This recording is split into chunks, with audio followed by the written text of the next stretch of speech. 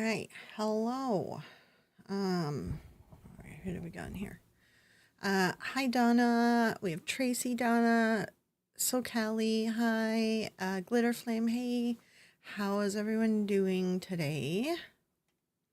I hope you're all having a good day.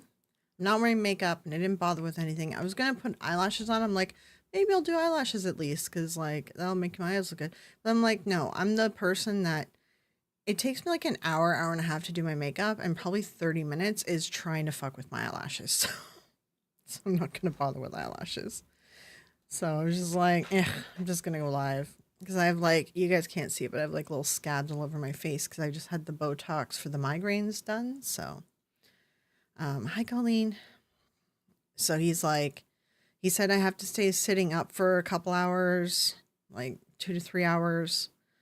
Um, and I'm not supposed to exercise or anything either, so I just have to like take it easy. And the thing is like he did the nerve block injections too, which I do that every 2 weeks, right? It's like freezing that they put in your muscles. Um so when I go for procedures like this, I get like really bad adrenaline buildup, especially because the Botox one is new. And then after these procedures, I like crash. I have like an adrenaline crash out. So I'm like, I'm so tired, but I can't lie down. And this stuff is expensive. And the visit for the injections isn't covered under Canadian healthcare. So I had to pay for that.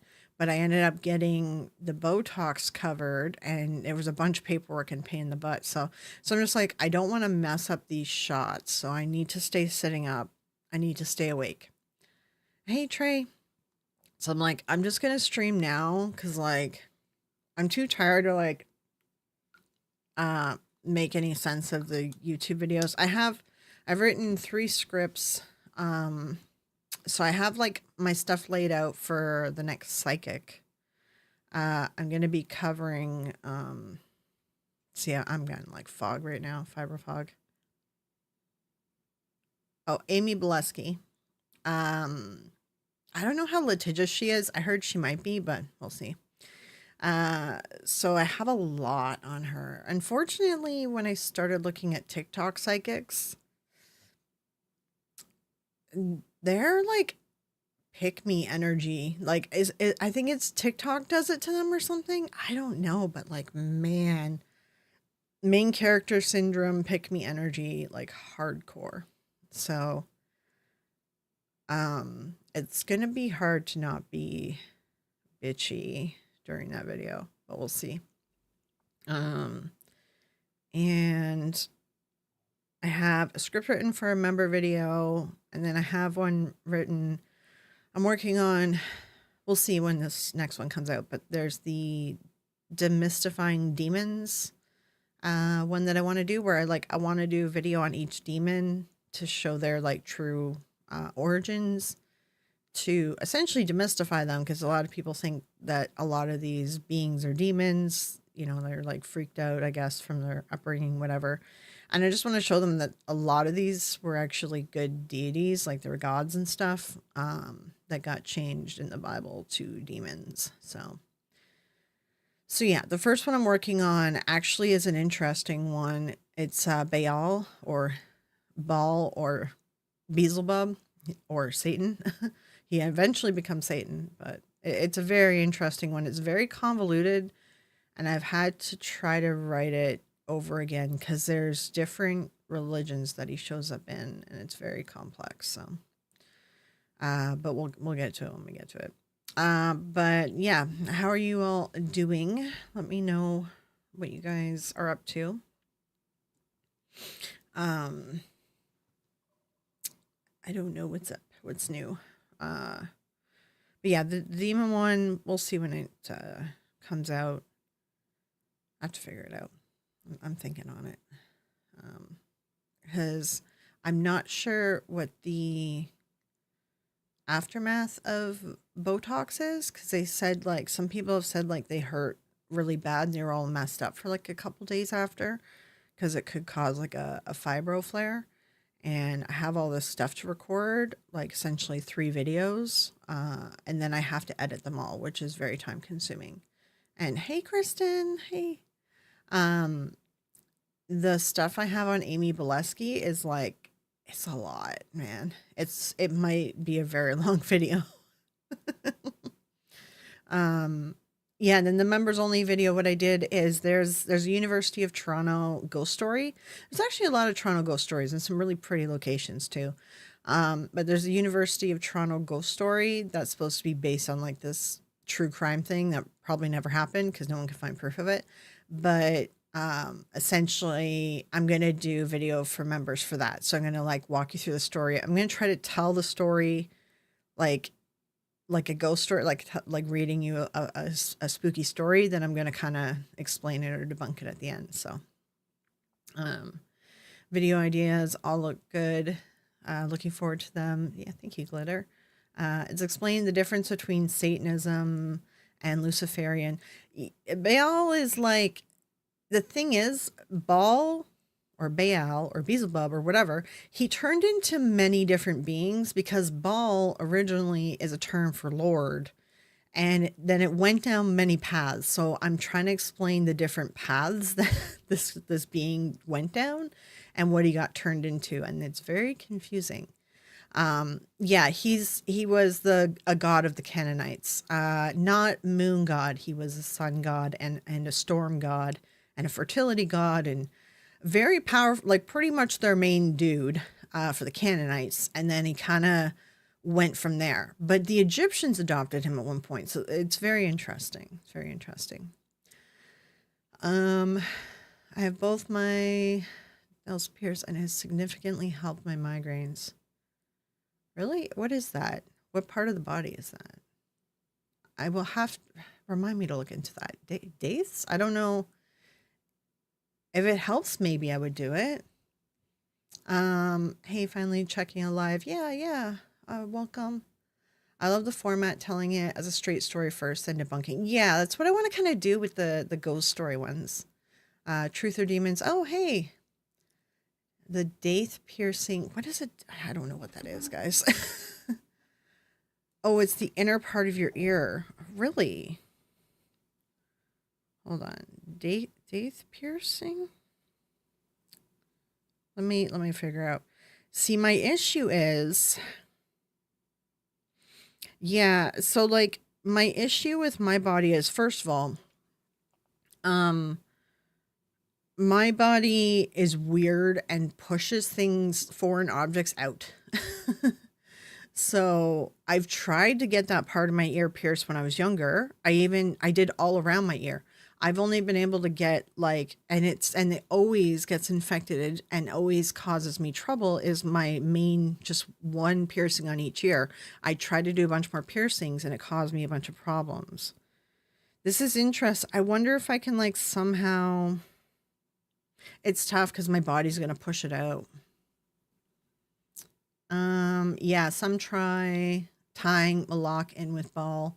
I didn't see Malak, but I saw like there's definitely a path for Beelzebub and Labal as well. Hey Melvin, hey Angie. Uh yeah, hey Truth or yeah, there's Stevie, guys. Don't forget to check out Stevie. Yeah, like that's thing. You can tattoo me and it'll be healed in like friggin' 2 days. I don't know what it is with with tattoos, but I heal so fast. But if you put a foreign object into me, my body gets like angry and it gets infected and it pushes stuff out. And like it's like super gross. So like I tried to get these parts of my ear pierced before, but it was my body was pushing it out, and I am exclusively a side sleeper. So like it hurt my ear when I had the inner parts of it pierced before. But I just wonder because when I was really young, I used to pass out a lot, and my mom took me to our sensei because I was part of a dojo and all that when I was younger. And I went to the sensei, and he put in these earrings, but they were temporary and they were for acupuncture points. And my body never had problems with those earrings, and I never had to heal them. Like it was really weird the way they were placed in such a way that they were just in there permanently for 3 months. I think maybe the needle was really small or something. And I wonder if I could do that. I'd have to find like I don't know of any Chinese dojos in my city. My aunt-in-law got hers, but they kept unscrewing and had to keep putting it back in for her. They can be tedious. Yeah, that's the thing. Like, I tried to do this before because I thought it looked cool, and I remember it was really difficult to live with. It's like the inside. Yeah, I'm looking at it on Google Images right now. I did try to get this pierced before, like when I was younger, and my side sleeping was a major issue, and my body just rejecting it. But yeah, yeah, I'll check out your picture too. But what I'm wondering is if I can. I gotta find a good dojo, man. The city I live in is really white. It's like really white people. It's hard to find things. I gotta go to like actual Toronto for stuff like this. I had the regular old ear piercings. It literally took years before they stopped trying to close as soon as I took the earrings out. Yeah, yeah. I'll look into it because I just wonder. I remember those because he put in multiple like piercings and stuff in my body to help with my fainting because I would just randomly faint and fall down constantly. I almost drowned because of it too. I just randomly walked into a pool and fainted. Um, so he put those in me, and I remember having to heal earrings, and you had to twist them, and you had to like do stuff. You don't have to do that with the acupuncture needles. So I think they're like really thin, and because they're not supposed to be there permanently. So I wonder if I could find a good sensei who knows this stuff.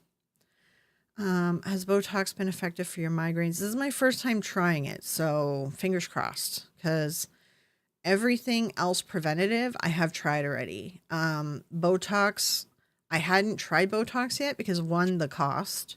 It's very expensive and you have to pay out of pocket for all of it, including the appointment in Canada. Um, and two was all my doctors were always like, I don't think you can handle the pain from the shots. I don't think you're going to be able to handle them. And if you don't get them all done, then it's useless and then it's a waste of your money, right? And so I just never did it. Now we're looking at we have literally tried every preventative medication and everything, and I'm out of options for anything preventative. And I found out that I could get it covered. And then my pain doctor's like, no, if you can't handle all the shots, he's like, you'll be fine. If you get a few, like you'll be fine and you don't have to get every shot, right? So I was kind of like, okay, well let's try it then. So yeah, we got it. Try it. We tried it. May want to get checked for POTS. Yeah, I do have POTS. I had it because I've always been like this since I was young. Where yeah, I stand up and I'll get like faint for sure. I do have all the symptoms of it, and anytime I have like a lot of fainty, like whatever, I don't know what to call it. When I have too many incidents, I eat a bunch of salt because I'm not a salt eater.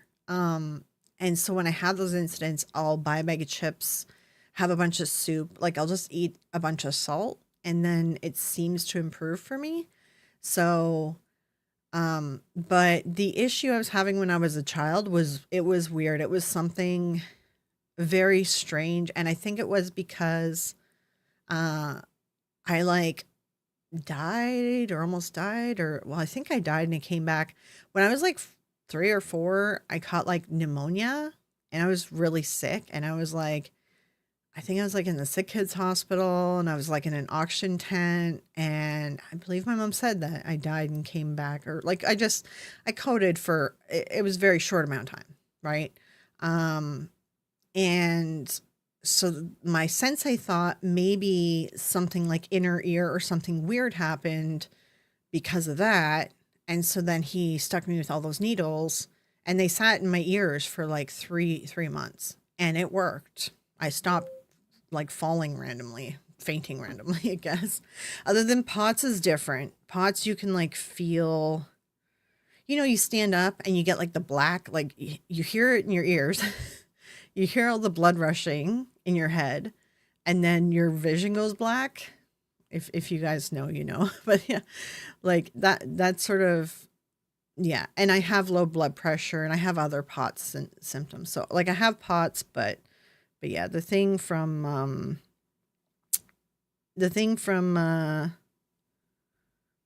Oh, hold on. I got a response on this.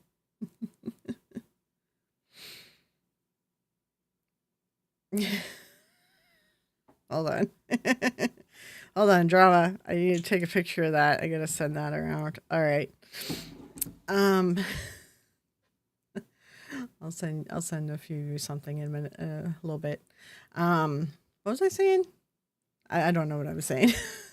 Sorry. I have it too. It can be scary. I lost my vision a lot. Yeah, you lose your vision. Yeah, it's different. It was like when I was a kid, I wasn't losing my vision. I was like disassociating. I remember the moments I did it. I was disassociating.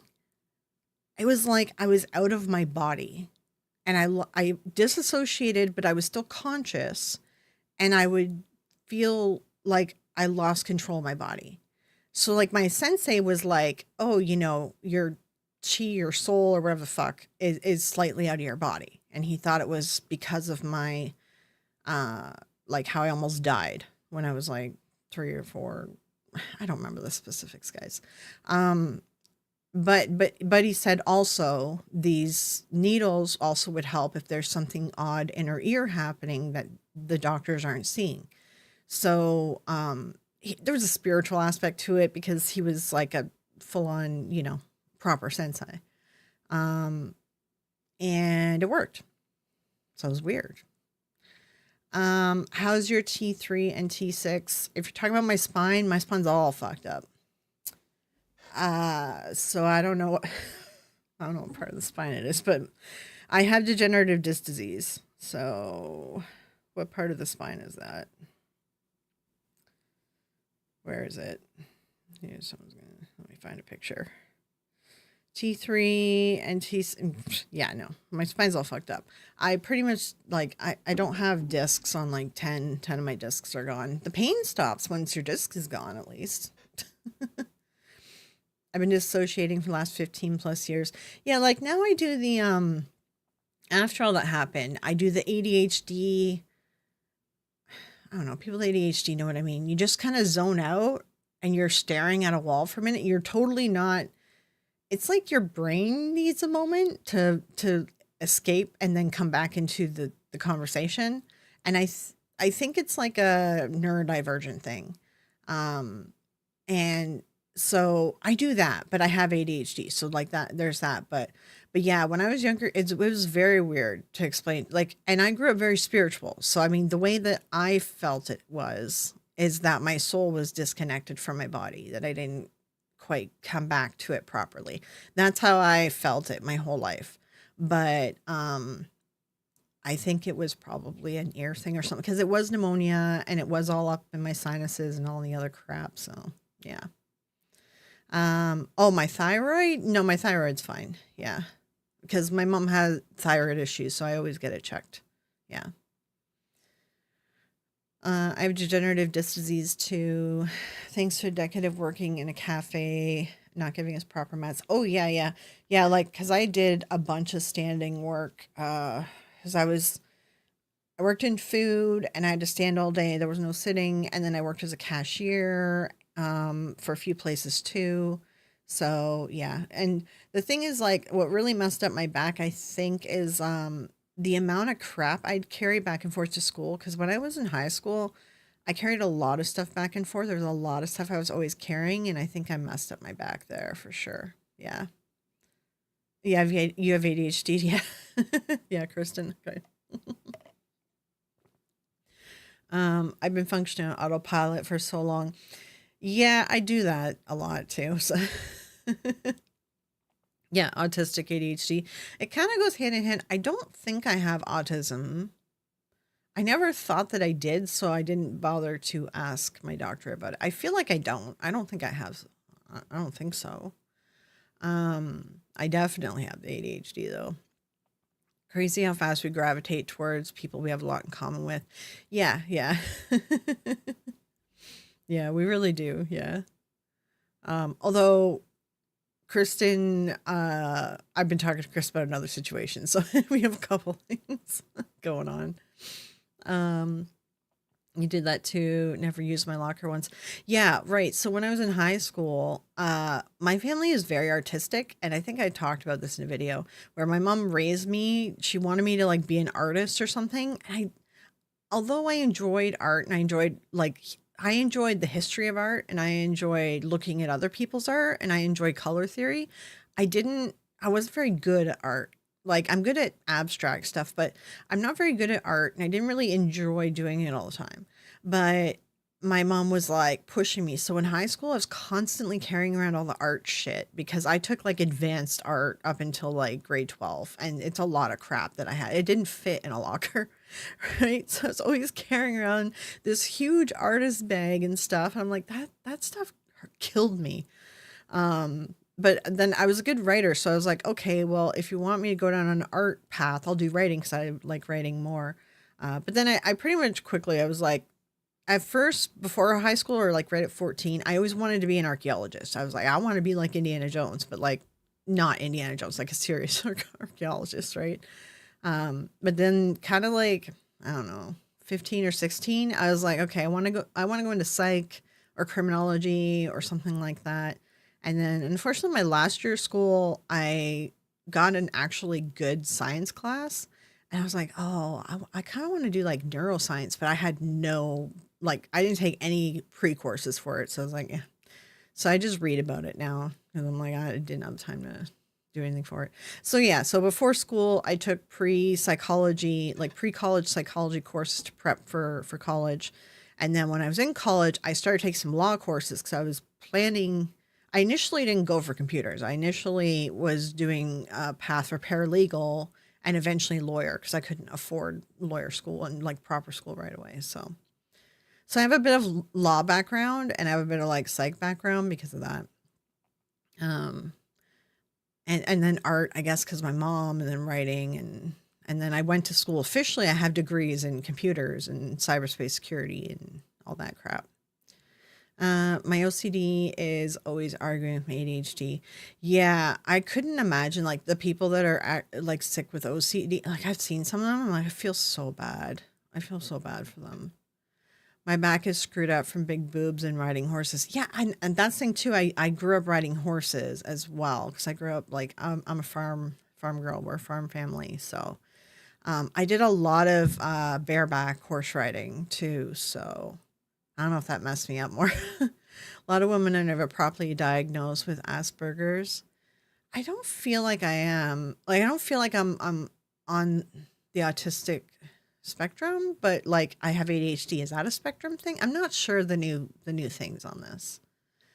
I have too many interests. I couldn't decide on anything I wanted to do and live with permanent decision paralysis. Yeah, I do have a lot of interests. Yeah. So what I figured out, like, so before I got sick, guys, like I had a full-time job, a part-time job, and then I volunteered at two organizations because I had so many interests. I actually did work at a lot of places as a volunteer and it was in all my different interests. And I was like always working and out or whatever and volunteer working, right? Um, so I was constantly out and about and I did always had insomnia, so I barely slept. And then I got hit with the fibro and stuff and I was just like, yeah, I can't do anything anymore. It sucked. Took a while to get used to it. It's rough. It's a rough transition. Getting diagnosis for autism or ADHD as an adult is difficult. Yeah, it is just getting an appointment to begin with. Yeah, like my doctor has a minor in psychology, so he's actually handles all my mental illness stuff. And so I get diagnosed quickly and help quickly because he already has like a pre-knowledge and he's able to get me done.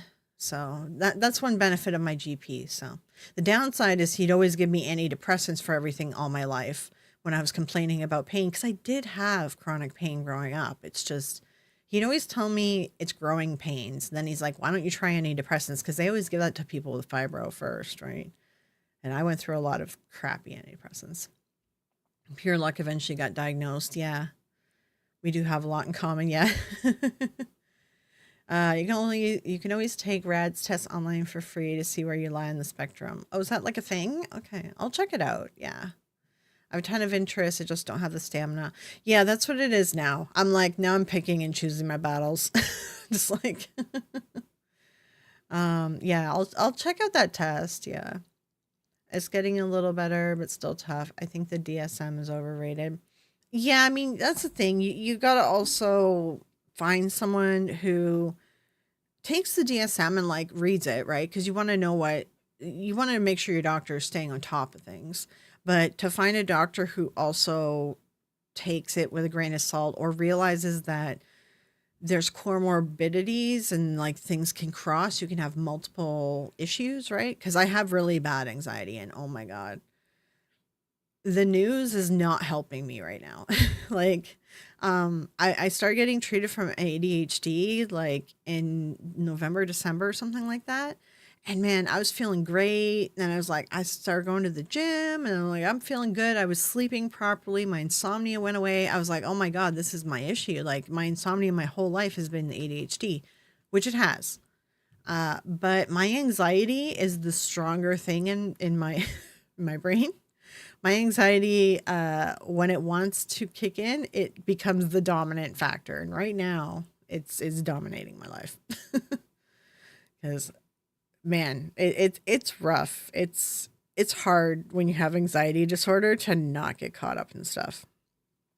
Um, what are autism symptoms? Because I just feel like I don't have it because I've never had an issue. Like connecting with people like deeply and like I can meet a stranger, like be talking to a stranger and I know what they're feeling and I understand fully like the nuances of their communication. And I always thought that meant like, no, I was just, that's not an autism thing, right? So, but I don't know if that's like a thing. Yeah, like finding it hard to understand what others are thinking or feeling. I actually am really good at doing that, at figuring out what others are thinking and feeling. Um, Getting anxious about social situations. I'm not really. I'm like an extroverted introvert. I need to be alone to recharge, but I can be extroverted when I need to be. Finding it hard to make friends or preferring to be on your own. That one kind of, but I think that's like a what do you call that? Like a what are we when we're like, oh God, I forget the word.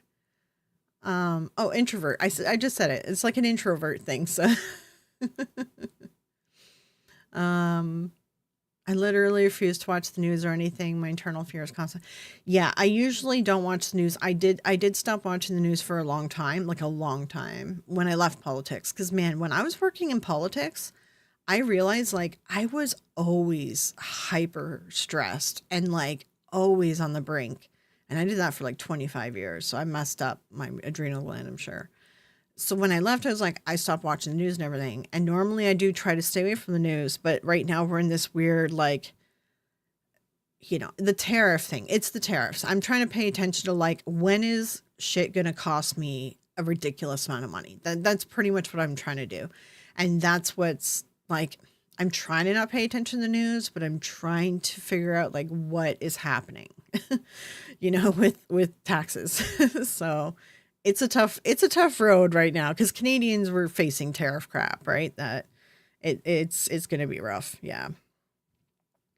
Autism, seeming blunt or rude or not interested in other. Yeah.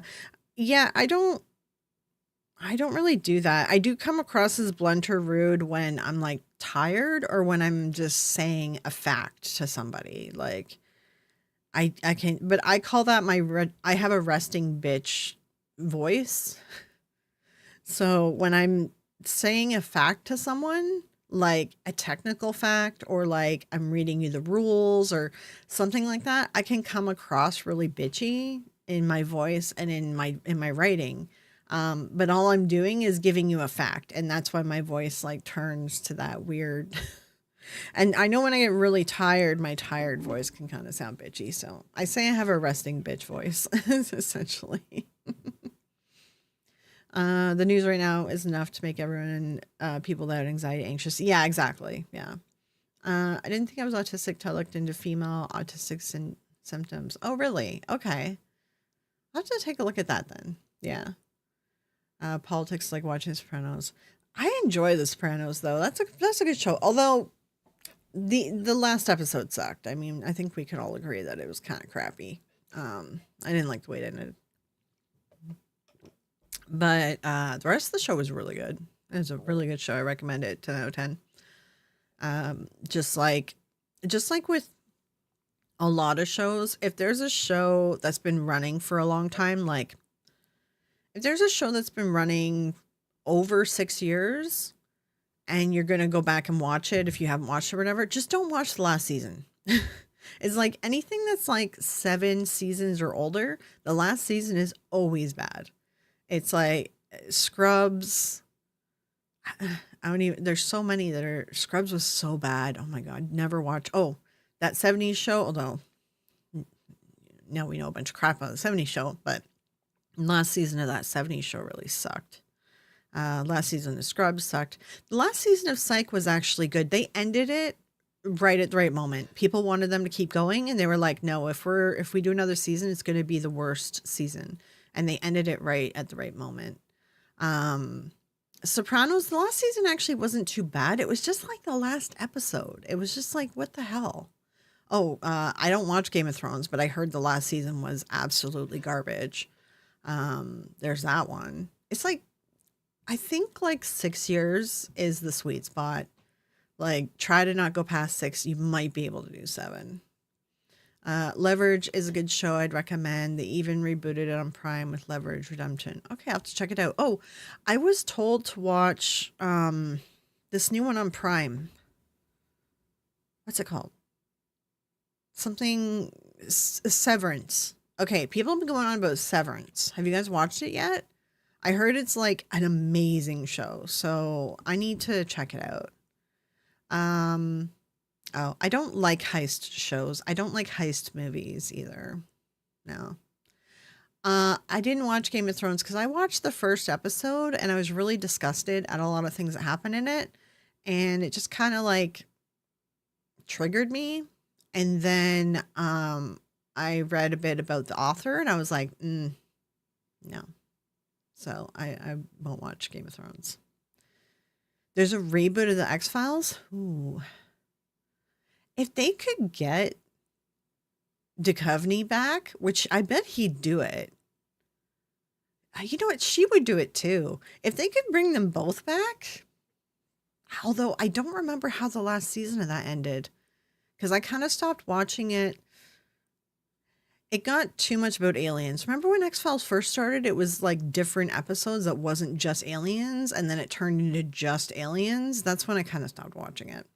Ooh, best show Supernatural though. That actually ended well. That one was good. Supernatural, really good show.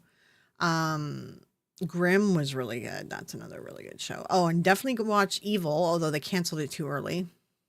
Excellent show though. The Last of Us. Oh God, The Last of Us. Oh my God. You know, I got like chills for a minute there because I just remembered, my favorite episode in The Last of Us, the season 1, is the episode with the guys. Remember the one guys from like Parks and Rec, the gay lovers or whatever episode. It's so sad. It's sweet but so sad. Oh hey Rick, yeah, Game of Thrones wasn't your, yeah, I don't like Game of Thrones. No, Monsters of the Week episodes are always the best. I don't know if I've watched that. I'll watch some things. I'm more of a bookworm. I mean, there's a lot of good books out there. If you want to read some classics, one that popped in my head the other day is The Puppet Master. The book, way better than the movie. Oh my God, the book is so good. And for some reason that popped into my head the other day, and I was like, back when I was younger, I could read books. And I think it was just because there wasn't really great stuff on TV. So I read like a lot of Anne Rice stuff and I read like a lot of certain books. And I'm like, I feel like I could go back and reread stuff I read before, but it feels like every time I pick up like a new book now, I'm just getting like an ADHD moment and I get real distracted. So I need audiobooks. Monk's last episode. Yeah, Monk was pretty good. Monk, like there's some shows where they're like, they went out and said like, if we do another season, you're going to hate it. And those are the people that you just got to listen. When they say that, you just got to listen and let the season play out, let the show end, because it will 100%. You'll hate it. You'll hate the last season. The Supernatural's so good. Like, I don't believe in like demons and angels and all that crap, but if they were real, that is the best representation. I would say, like, I treat angels as more like warriors. I think that makes way more sense. Yeah. Been reading Salem's Lot for like the 500th time. Yeah, Salem's Lot is pretty good. Yeah. Recently got back into building my book and manga collection. I already got so many Junji to mangas. I don't really do a manga thing. I don't know. Some of the art's pretty, but yeah, it's not really my like. I know some people like really into it. I was there was like a year or two when I was a teenager that I was really into anime, but like looking back on it, I'm like, I only watched like old anime from like the 70s and 80s. I was like very specific on the ones I'd watch, and they were only like movies, and I didn't like any of the TV shows. Although, okay, I really like Sailor Moon. Both versions. That one I was really into. I think the X Files reboot is like a back to basics complete start. I would love it if the episodes are just different. That's what I loved about Grimm. So I grew up on Grimm fairy tales. Like, my mom didn't read me Disney crap. She read me Grimm's, right? I had all the books. Like, I grew up on like dark stuff. And the Grimm show, I absolutely loved it. I was like watching it, I'm like, oh yeah, that's from this fairy tale. Like, it's actually the Grimm fairy tales. So it's so cool. Fades are sci-fi. Yeah, there's a lot of good sci-fi. Manga's good for your ADHD because you get pictures and words to keep your attention. Yeah, anything visual helps keep my attention. Yeah. I'm a creature of habit. I tend to return to the same books, movies, bands, namely The Cure, over and over again. Yeah, I do that too. I do. I go back and watch like old movies. Oh, The Cure. That reminds me of The Crow. Oh, the Brandon Lee movie. All the other remakes are crap. The original is so good. He died making that though, but the soundtrack is so good. I never liked the mythology episodes much. I love the mythology. I like mythology. I love mythology stuff. Grimm fan here, had the books as a kid. Yeah, yeah. The show was really good, man. And then like they eventually run out of Grimm stories to tell you, but the side story, or like I guess the main bad guy story that happens, is so good. Normally I get like, if a show drags out the main bad person too long, I get bored of the show and I stop watching it. Like Mentalist. All right. They should have caught Red John the first season. They dragged it out too long and I stopped watching it. I stopped watching it the season they finally caught him, because I stopped watching it before they caught him, because they're dragging it out too long and it was boring the crap out of me. I like constant change. And the Grimm show, the main bad guy thing, it was constantly like, oh, if you want to know actually the best show to watch that has, it's constantly you can't predict it, is Westworld. If you guys have not watched it yet, watch Westworld. Like, it's honestly, I watched it and I was like, normally I can predict the writing of a show. That one, no, it surprised me constantly. It's a really good show. 90s I read fantasy books. Anne Rice. Yeah, I love Anne Rice. D&D. Yeah, I love D&D. Textbook science. Yeah. New Cure album is so good. I have to check it out. I really want to watch British comedy sitcom Ghosts, but I don't have TV. Has anyone seen it? It's supposed to be really funny. I don't know if I've seen it, but I do love British humor. It's the same as Canadian humor. It's dry. I love the humor. Rick, it is absolutely fantastic. New Cure LP. Tried to read Anne Rice and she was so wordy in her descriptions. I struggled hard. Yeah, I get that. Like, I can't actually read Stephen King. I don't know what it is. It's his writing style. Anne Rice pulls me in. He does not. But I'll watch all of his miniseries, all of his movies. Anything he touches, I'll watch. I just have trouble reading him.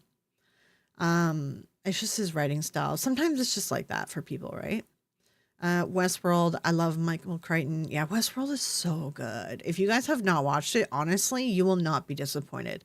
No matter what type of thing you're into, because it's not just a Western, all right? There's other shit going on.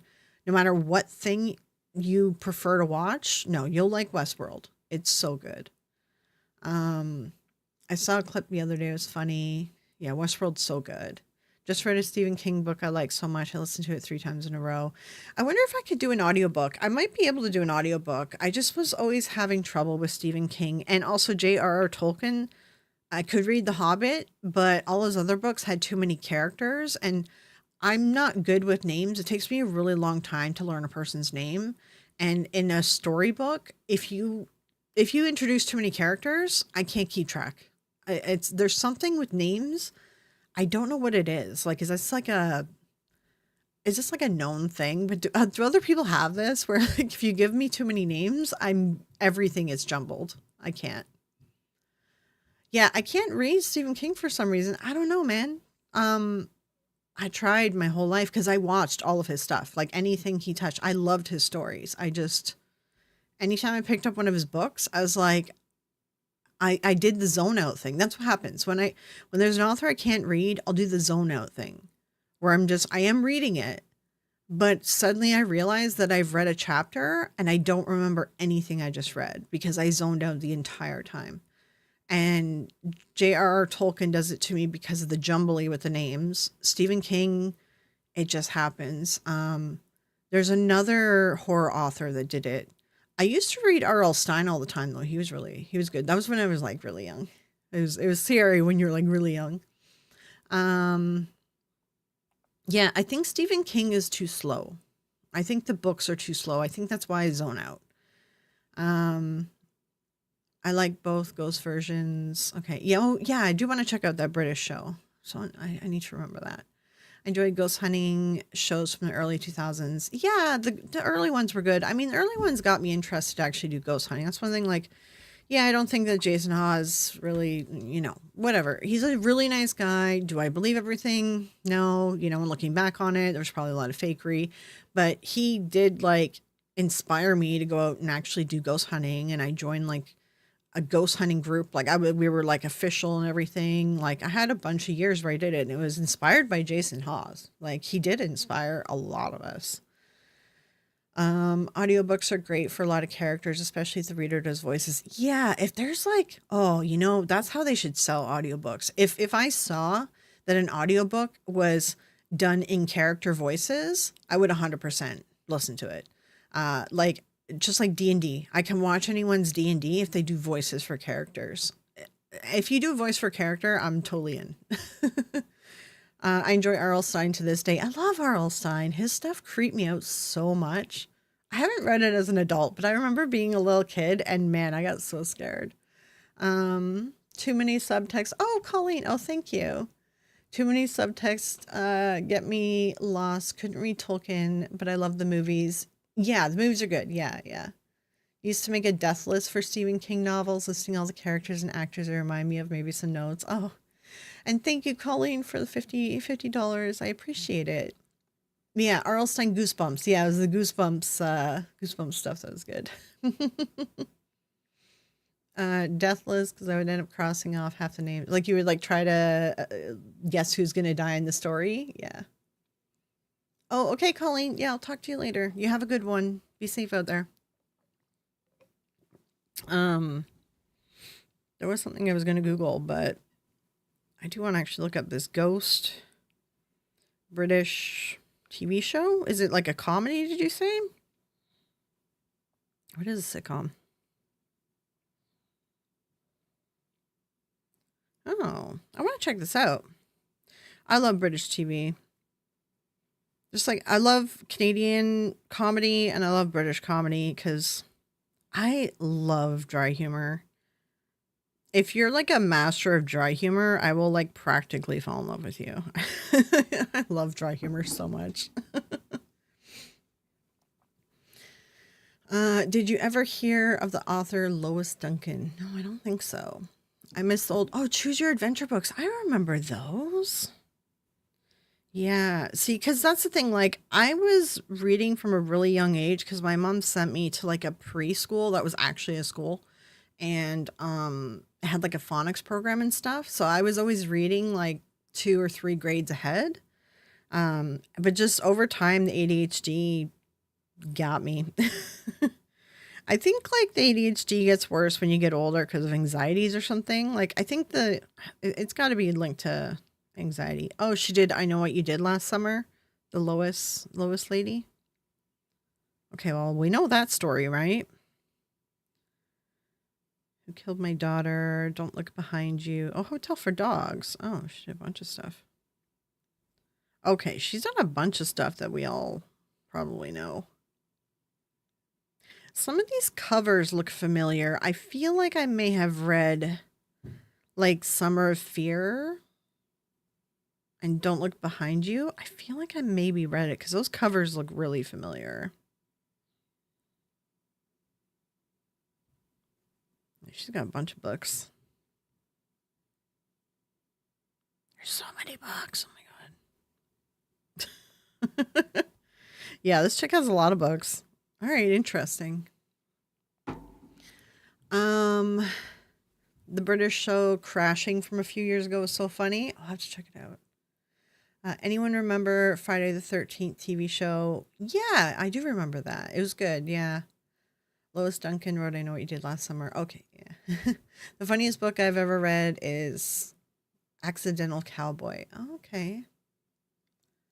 Oh, her daughter was murdered.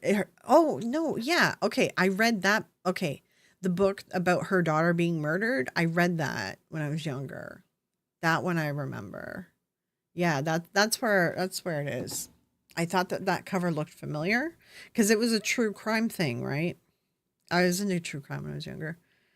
There's an old British comedy show. Hold on, let me find it. Sitcom. Dad is a dentist. Is anyone British in the chat right now? My Family. Okay, this is an old show from the year. Oh, it's not as old as I thought. Okay, it's from the year 2000 to 2011.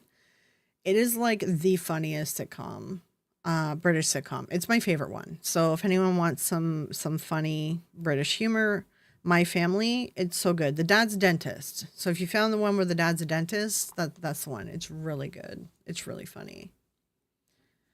Lois Duncan was your idol. Yeah, Anne Rice was like that for me growing up.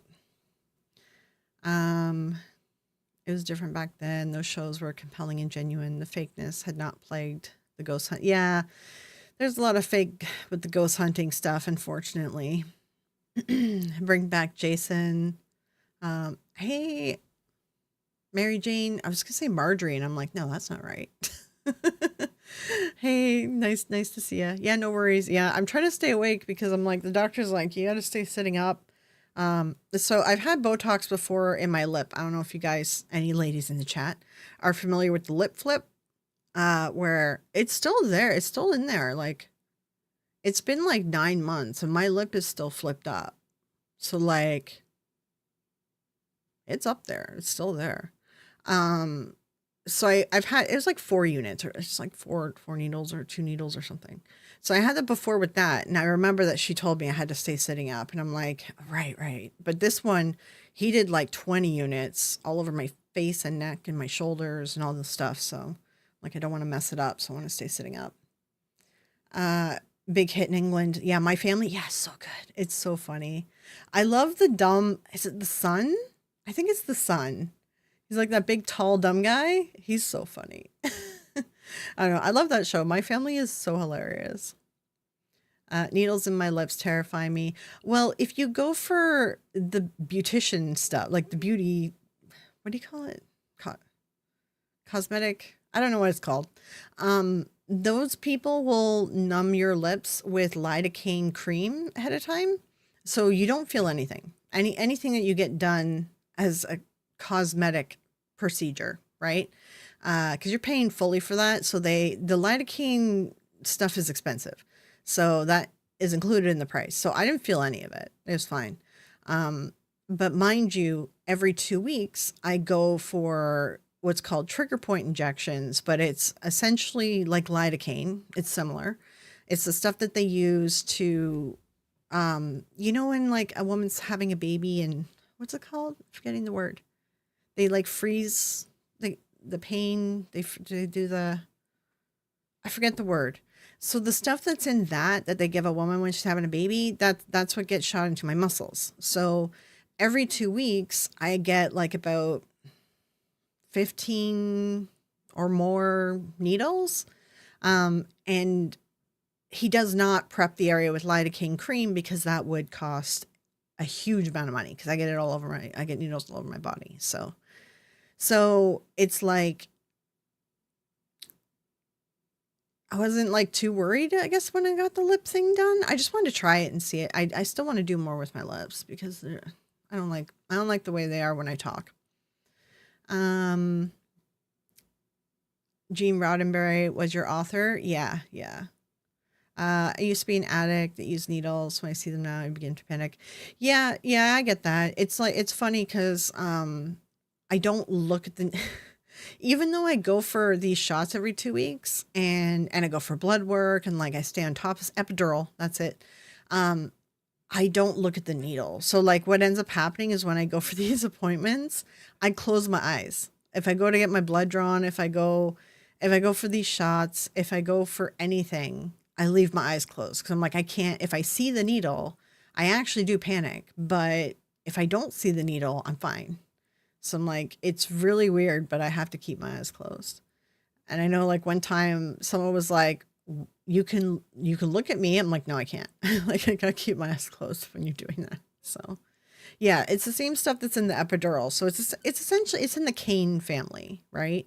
I can't remember the name, but you guys know like lidocaine, novocaine, like what is the stuff that you can put on like a toothache? Like it's that sort of stuff. So you don't look at the needles either. Yeah, it's like a weird. It's like I go for so many that I'm kind of desensitized to them at this point. I'm desensitized to like the pain and the pricking and the whatever, but like I still can't look at them. Yeah. Epidurals are awful. Oh my God. Yeah. I wouldn't want to get an epidural. Oh my Lord.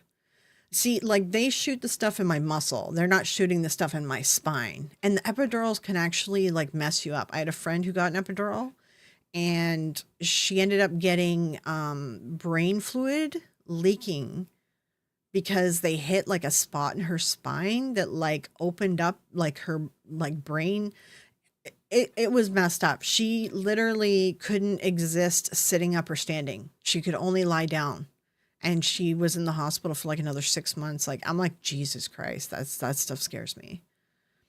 The best one you had was from a doctor who got them 20 times a year for back pain. Yeah, that's the thing. So there's different kinds of these injections, right? And that's what I try to explain to KK, because KK had the ones where they like go into your nerve endings, and that's like a burning thing. That's a really severe one. And she's like, she doesn't want to get the shots that I get because she's too scared because the other ones hurt her so bad. I'm like, no, there's a difference between getting your nerve injected and getting trigger points. Trigger points are parts of your muscle. It's like where your fascia meets and your muscle meets and all that crap. So like I get it put in my muscle, so you can't really screw it up bad. The only thing you can screw up about it is not get it quite at the right spot. That's about it. But my doctor's like, point where it hurts. And so I do, and he just shoots me where it hurts, right? So can't stand closing my eyes for needles. I need to see what's happening. Yeah, I could see that. I get like that with other things. I am a bit of a control freak, but I know you guys, not everyone believes in astrology, but I am a Virgo and I am a control freak. So I do have trouble sometimes like giving control. But when it comes to needles, yeah. Lidocaine is better than Novocaine. Yeah, I don't get, it's not lidocaine, it's not Novocaine. It's a cane I've never heard of, but it's the same stuff. Yeah. I get deep massage on those pressure points. Yeah, well, here massage is like $60 for like 20 minutes, whereas these needles are free. And when I was doing massage, I had to go like once every few days. I tried acupuncture too, and acupuncture is $60 a pop, and acupuncture for me only lasts for 12 hours. So massage only lasted for like a few days, and I'm like, I can't afford it. So I go for the needles instead because the needles are free.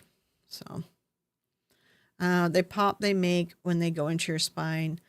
Yeah, that would actually like freak me the fuck out. So thank you for letting me know in case they ever want to do an epidural on me. I would like jump up. Like that would actually scare me.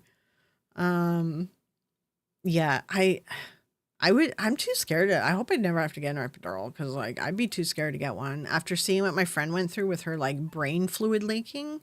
Because the brain fluid leaking can make you susceptible to getting like this meningitis that is very dangerous and you can't like once it gets control of your brain, like you're done.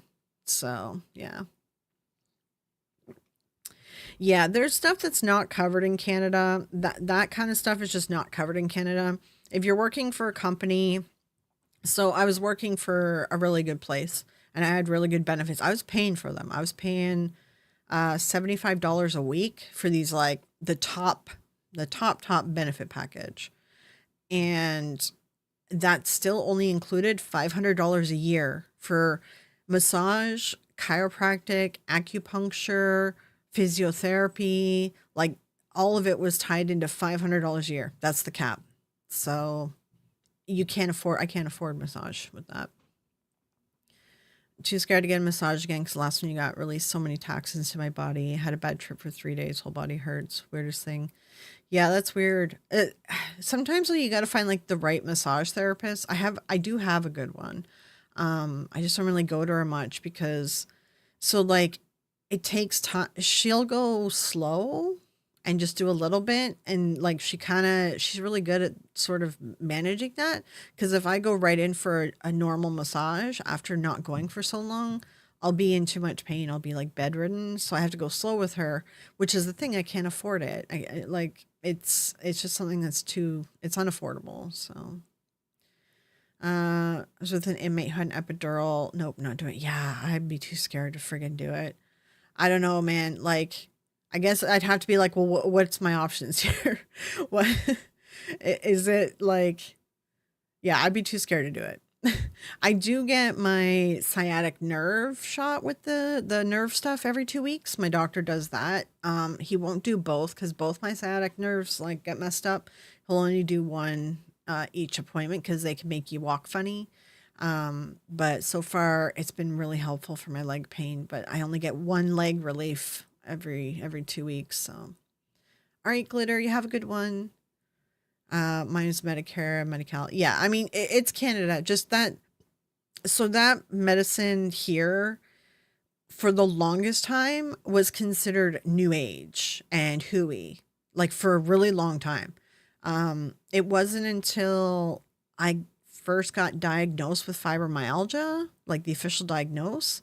So I think that was like 2008.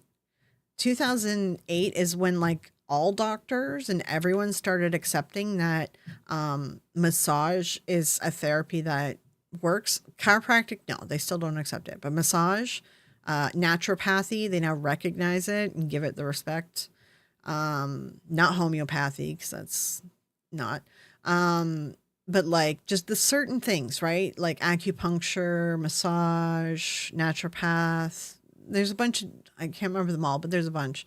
So it's like, there's still some that aren't accepted, which some I'm like, I did it for years and I look back and I'm like, yeah, it was making things worse or it wasn't working at all.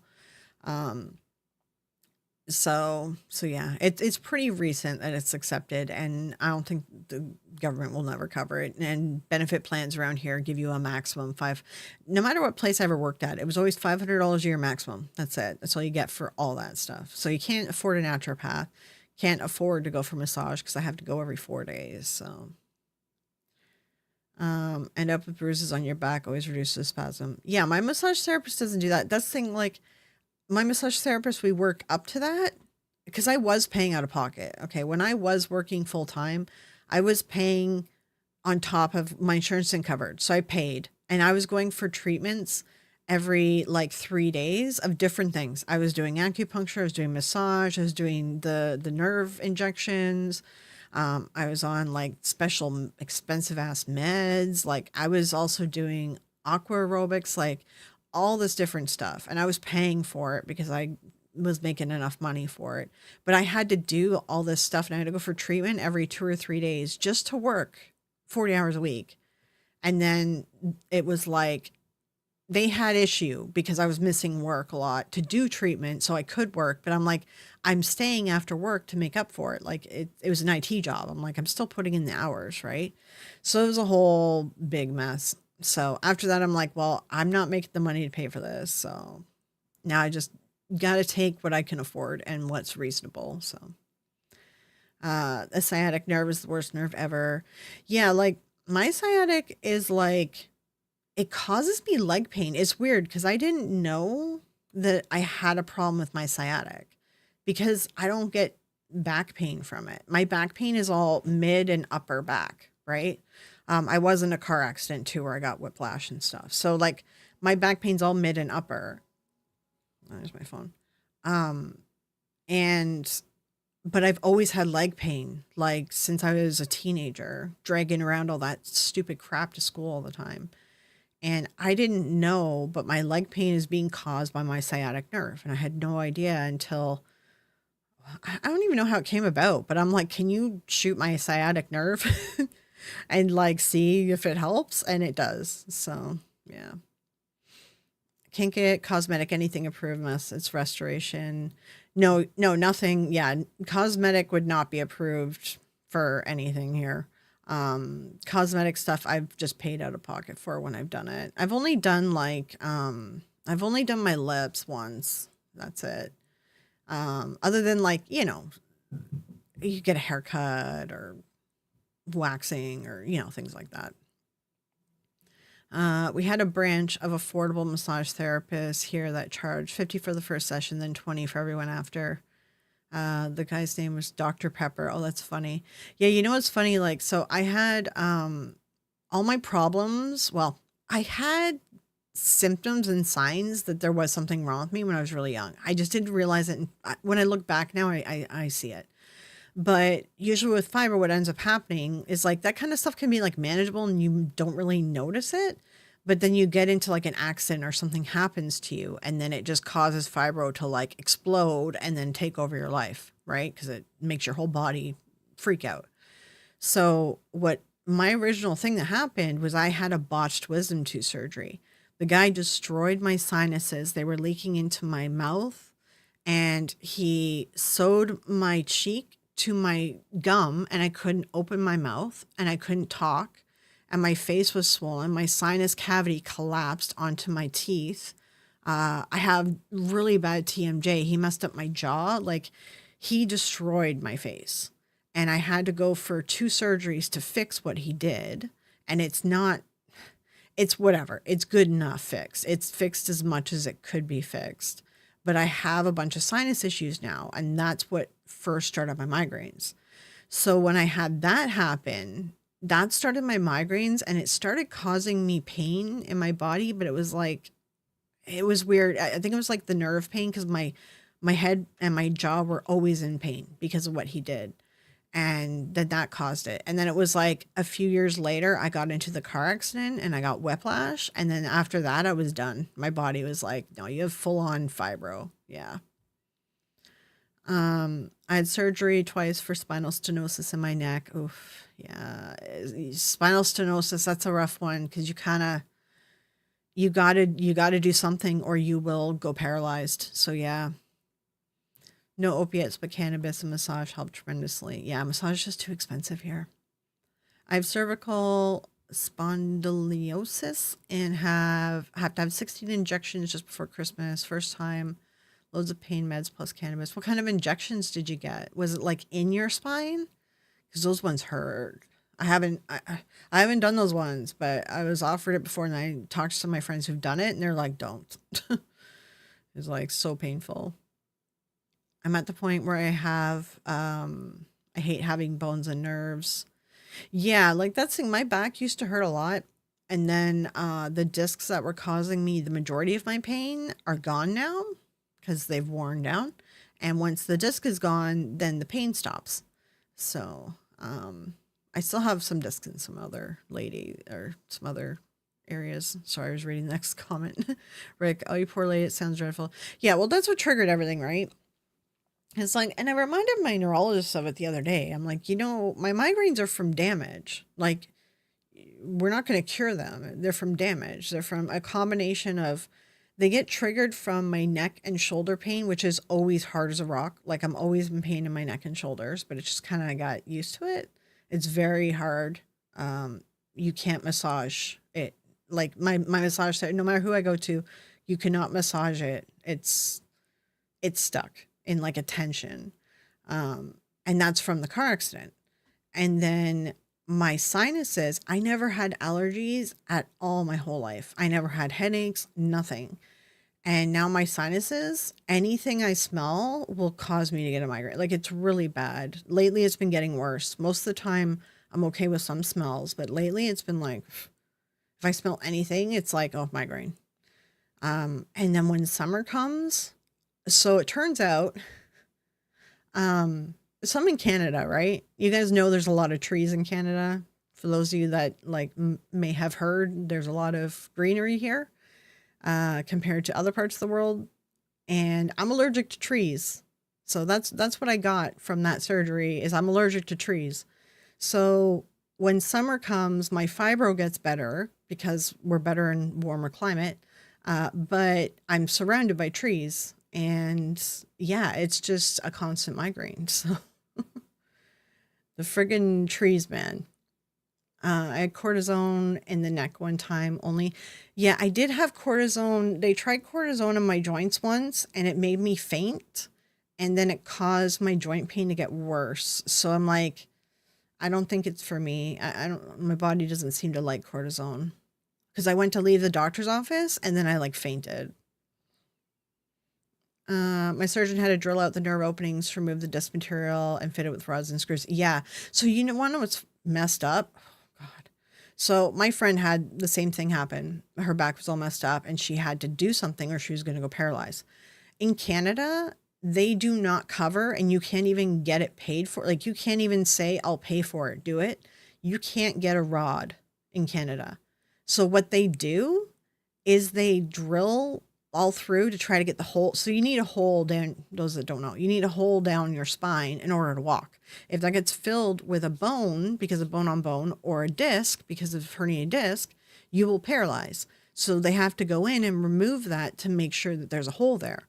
If you have a bunch of back issues and other issues, it's better then to just put a rod in because then you won't have to go for further surgeries. And it also makes it so like if you heal and something happens and something fills that hole again, you know, the rod will keep it out of the hole. So the rod is actually a better solution.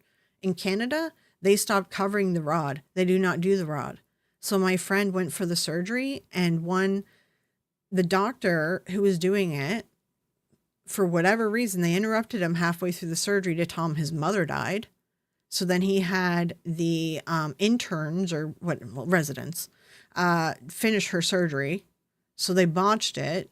But then on top of that, they can't do a rod for her. So her discs keep leaking back into the hole. And it's like, they're like, well, either we do another surgery, which was horrible for her. And the recovery, it was so bad. She was in so much pain. So she's just decided to go paralyzed because she's like, I don't trust anyone to touch my back again. It's so messed up after. Migraines are so stubborn. The only thing I can do is help go in a dark, cold room. Yeah, cold and darkness, light bothers me. Sound I'm fine with. I'm perfectly okay with sound, but light, I'm like, I exist in a very dark. When I do these videos and when I do this, like streaming, this light is so bright. I gotta train my eyes to be able to do this. And sometimes if you guys see me do an interview or something, if I've included something in my video, if I'm looking down a lot, it's because I forgot to train my eyes that day to get prepared for the light. And yeah, it's like, it hurts so much. So I exist in the darkness. Sumatriptan. Yeah, I have sumatriptan, but so it's really dangerous. It can actually like cause you to die from heart problems with it. Like it messes with your blood vessels, right? So I'm only allowed to take 12 a month and I go through all 12, trust me. And I still get additional migraines on top of that. So like I get migraines for like 14 to 16 in a 28-day period. So I get 12 sumatriptans in a 28-day period. And that's 12 migraines. And I would say I probably get 2 to 4 more that I don't have a medication for. So yeah, I get 14 to 16 like debilitating migraines in a 28-day period.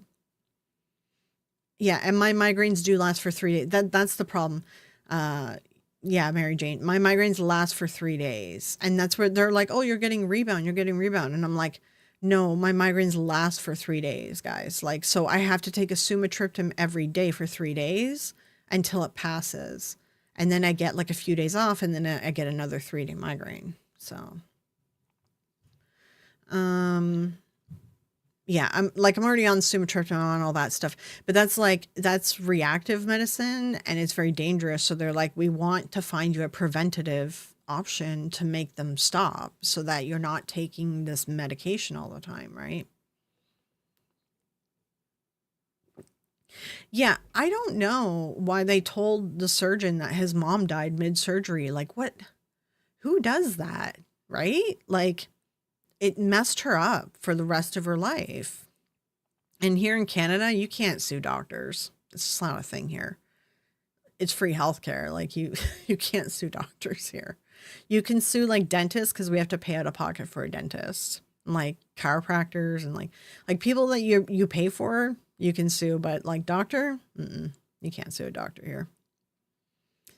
Um, so yeah, I don't know why they told him that, but it totally messed up her back. But the thing that's dumb is that like she's like, "Well, can't I just get a rod?" Right? Because that would just solve everything. She'd be willing to go through the pain to get a rod. And they're like, "No, the government won't cover the rod anymore." I'm like, "That's so stupid because the rod actually does work." And just I don't know, they're not covering it because it's they said it's something to do with the material that it's made of or something. I don't know. I don't know. Yeah, that's the thing. I have a bunch of discs messed up in my neck from the car accident, and I know that that is adding to my migraines. And this doctor I went to today, so this is like a new doctor. Um because my normal pain doctor, their Botox person is all full up. They didn't have room on their schedule, so I went to a new place for the Botox thing. And I told him like the points that help like with the freezing, right? And he's like, "It sounds like you have two things that are causing your migraine." I'm like, "That's exactly what's happening." I'm like, "Yeah, it's my neck and shoulders that are always in tension. And then if anything happens in my sinuses or my TMJ, if any of these get triggered, my neck and shoulders is like, yeah, we're doing this and we're giving you a migraine now." So it's like it's two things that cause the migraine, but like the trigger will often be like light, smell, or my TMJ. Just, sometimes it gets bad. NDA cases that occur on the operating table are really interesting. Yeah, there's some. Yeah. Yeah, it depends on what causes them. Sorry, Mike, I missed it. Like migraines? Is that what you mean? Took me 6 months and no movement to recover. Yeah, the rod recovery time is very long. And I think that's why the government's not covering it here, because I think there was like people trying to sue because people were not properly giving themselves the right recovery. Like you have to take your time with the rod surgery, and people don't take their time and they just hop back into shit, and it was messing up the rod. So I think that's why they stopped covering it here, because we're a shortage of doctors. I mean, it's always been like this, like I swear, like my whole life. So to go to a doctor for follow-up after that surgery, you're going to wait 6 months, 10 months to see a follow-up.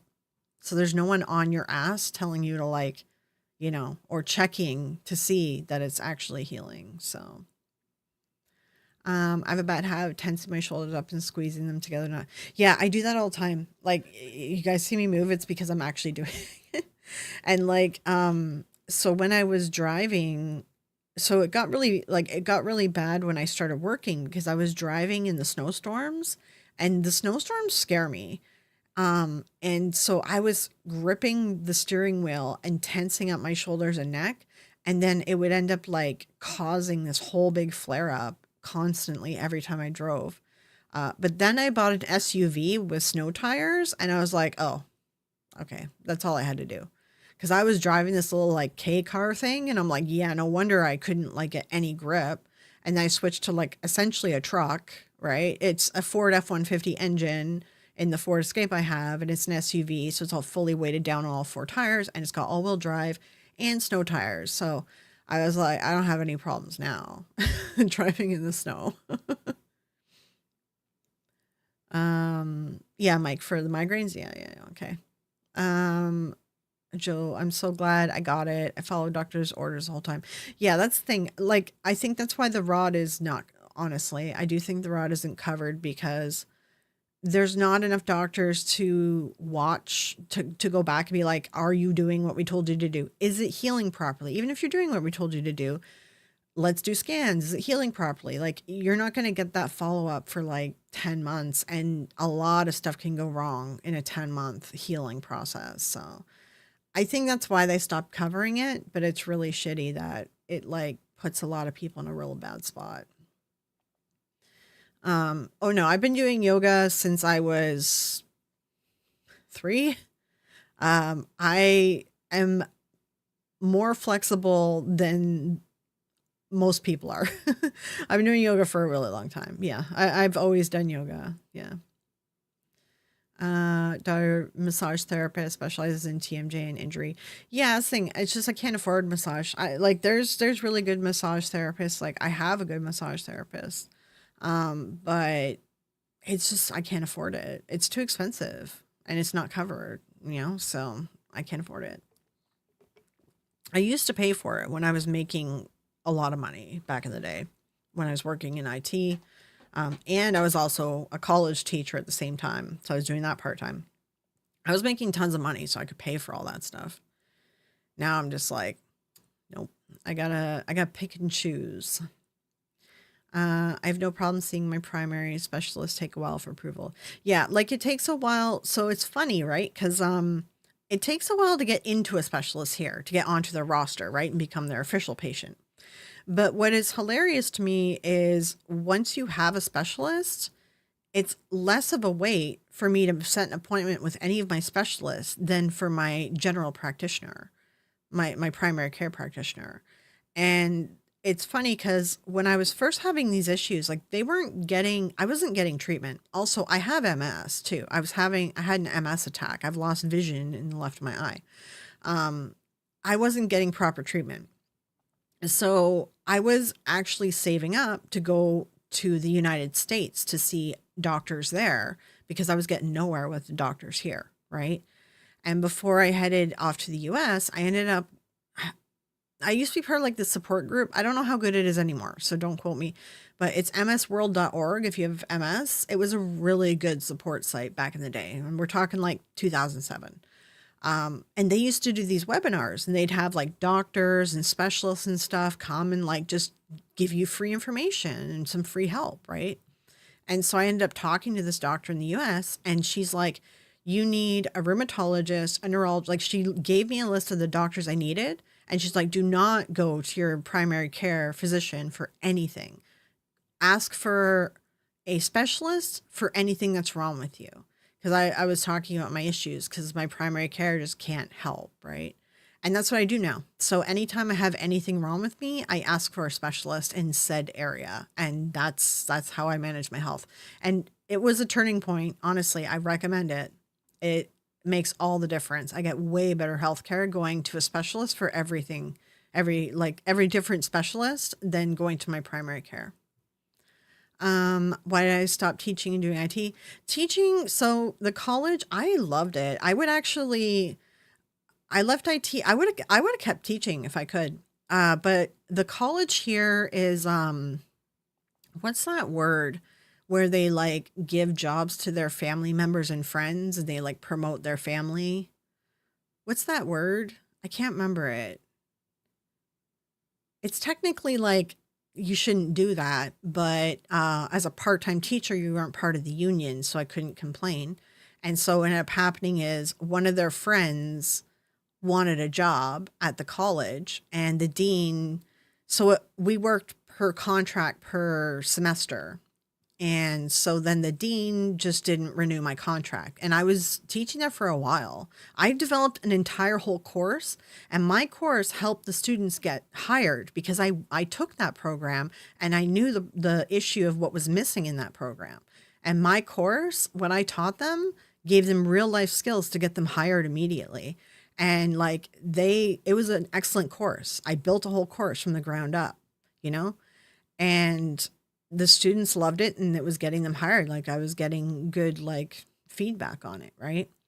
But someone's friend moved into the city and wanted a job, so they got my class instead. And yeah, it was so stupid. Um and why I left IT, essentially because I was so where I live, it was like I had a really good job in a really good location. Getting IT in a good location where I live is the key thing. Because if you don't get a job nearby here, then you have to drive to Toronto, and it's like a 3 hour drive there and a 3 hour drive back every day.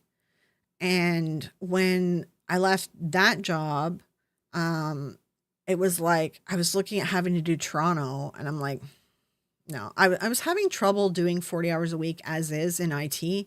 It can be stressful. Uh, and so when I was looking at having to drive to Toronto, I was like, I'm not doing this. So then I left IT. It's like the IT industry is in Toronto or Mississauga, and I just don't live there. And I'm like, I can't do this. I don't want to do this. Yeah. Yeah, it's people that hire friends or family. There's a word for it. Um, oh, Joe, I don't know what your message. I think YouTube auto mod stuff. So I apologize if any of your messages ever get removed. I don't know. It's not me. Um, yeah. So like there is a word for it when you only hire your friends and family and only give what's the word? My fibro. This is the fibro fog, by the way. Promotions to your friends and family. So there is a word for that. And I can't remember. I think it starts with a P. Oh, nepotism. Oh, there it is. No, sorry. I see it in the chat. Nepotism. That's the word. Yeah, yeah. So my college is very famous for the nepotism. Uh, I remember because I took a few different programs at that college, and I remember like some of my teachers were absolute garbage. And I found out, oh, well, they're related to so and so. That's why they got the job. And I was like, and so what happened to me, I was like, all right. Like, I'm not surprised. It sucks because I really love that job. I really like teaching. So when I left IT, I started a marketing firm because I was doing marketing work this whole time, by the way, when I was volunteering at all these different organizations. So I knew a bunch about marketing, and I was in social media immediately because when it released was when I was still in college, and you could only get Facebook if you had a college account. So I was messing with social media from immediately from the beginning. And so all these businesses didn't know what they were doing. So yeah, I started my marketing firm, and then I was teaching everyone how to do advertising in social media because nobody knew what they were doing because it was new. And I really enjoyed that. But then it was just my mom got sick, and it's like I couldn't put in the hours, and yeah. So then I had like a successful YouTube channel based on that business. It was a marketing YouTube channel. So I was making money on YouTube doing that, and then I was selling courses, and then I was doing like consultations. And then yeah, and then my mom had a brain tumor, and it's like I just can't manage like fibro, it really limits you. So like I couldn't manage her and the business and stuff, so I just stepped away. Yeah, the spinal injections did hurt. It's been hurting again with the pneumonia. Ooh, pneumonia. Just keep an eye on that. And just like if you feel like you have to go to the hospital, like go to the hospital because that pneumonia, like it could be a SARS version nowadays, right? So make sure that you can breathe and all that. Oh, you removed your own message? Okay, okay. Yeah, the fibro fog just like it's always something. Like I'll be like, pass me a fork, and I forget the word for fork. So it's like so dumb. Not sure if I would do undergrad over again. I just enjoy reading books and watching documentaries. Yeah, like it's too expensive. Everything's too expensive now. Like I just you can't afford it. But yeah, I'll just like read and do some research on my own to learn something. So also I'm just like any degree that I'd want to get that I didn't get in my life, I feel like I'm too old to get at this point anyway, because it's a long, like, it's like, I'm talking like law school and stuff. So like you gotta go to university. You've got to get like, I think at least your master's, and then you have to apply to law school, and that's like 4 years, and there's like a whole thing. So I'm just like, I think you have to get your PhD. I can't remember how it is here. I took the LSATs and stuff when I was first in college because my plan was to do the lawyer thing. So, well, I was originally going to do criminology. Then I planned to do, I was going to do paralegal because it was a cheaper course, cheaper path, and then work as a paralegal and then work correspondence to do lawyer. But the course that I took at my college for the legal stuff was so friggin' boring. I stopped going to class. I was like, no, this is so dumb. I'm like, I'm going to pick a different career. Like, I liked law, but I just could not get through that first course. It was so boring and dumb. So I just got back from the hospital. Oh yeah. Just keep an eye on your stuff. Yeah. Cause, like that stuff can turn so quickly. That's what happened to me when I was little. Like that's what it was. Like, I had like pneumonia, and then it was like I got real sick real fast, and it was deathly. Just love being in America. Every time I get sick, I have to hope I get better because I don't have insurance. Yes, the majority of people don't have insurance in America, and that's the thing. It's sad. Like it's like that's what I like about being Canadian. I have like health issues. I'm like, if I had to pay for this stuff, like if I had to pay for this help, I would like be screwed. I'm like, I don't think I could pay for all this. Because I get an MRI done every year too to check my lesions on my brain. Like that's like 10K, 15 probably now. Steroids, antibiotics, inhalers, and blood thinners. Yeah, that's good. The steroids and stuff should help. Yeah. I know that drill. I was on oxygen too. Yeah, yeah. Mary Jane, you're in the UK. Yeah, you have similar healthcare to mine. Same problems, but same bill, which is free. So, because you have the NHS, right? Oh, hey, Chris. Now that I know you did social media advertising, I'll take your YouTube advice. Yeah, that's what I was trying to tell you. Like, I'm not trying to sound like I didn't get into it too much because I'm like, I might sound like a bitch, or like I'm trying to, I didn't want to sound like main character syndrome, but I know what I'm doing on YouTube, right? Like the only reason that I could make my channel blow up really fast, but I don't want to be known as the psychic channel or the Warrens channel. Like I don't want to be known as the channel that only does psychics or only does the Warrens, right? Because that is how I would make my channel blow up really fast. That's why those videos do really well. But I want to have the freedom to do different topics. So that's why I do one psychic video a month, one Warren's video a month, to just kind of grow the channel, slowly. And then the other stuff I do is like, hey, these other topics are fun for me. It's just like, typecasted. I don't want to get typecasted. So that's why I'm what I do on my channel is calculated.